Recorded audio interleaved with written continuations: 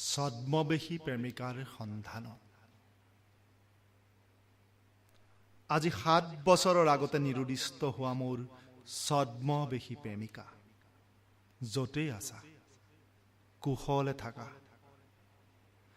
তুমি ছদ্মবেশী, তুমি মায়াবী, তুমি বহুৰূপী।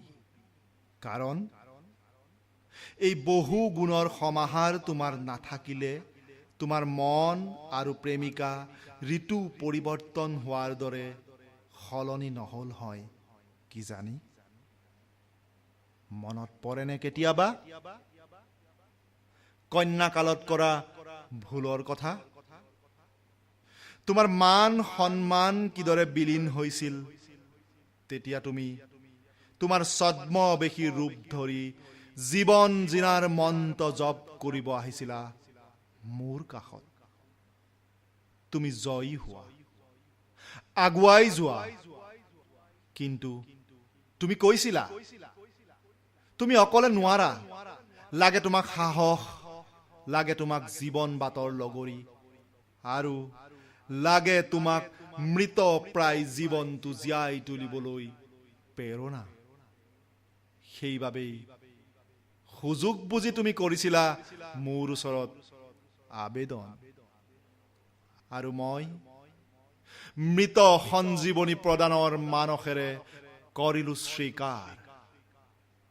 সময় বাগৰিল, দিন বাগৰিল, তোমাৰ বাবে ঋতু পৰিৱৰ্তনৰ সময় আহিল। মোৰ হৃদয়ত অংকুৰিত হোৱা মৰমে তোমাক বাধা দিব চেষ্টা কৰোঁতে পৰিণতিয়ে ললে ভয়াৱহতা। খুপি খুপি নিজক কৰিলো উদ্ধাৰ, কিন্তু আজিও মই তোমাৰ সন্ধান বিচাৰি আছো, পোৱা নাই ক'তো। ছচিয়েল মিডিয়াটো চলাথ কৰিলো, তুমি বিংশ শতিকাৰ যুৱতী। নাই তোমাৰ ফেচবুকত একাউণ্ট? নে মোৰ দৰে দুই একে তোমাৰ সন্ধানৰত বুলি তুমি আত্মগোপন কৰিলা? প্ৰতিশোধ লোৱাৰ মানস মোৰ নাই।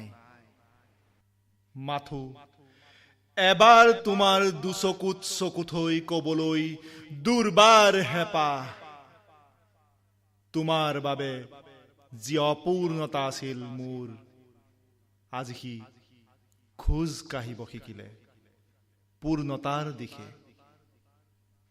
ধন্যবাদ।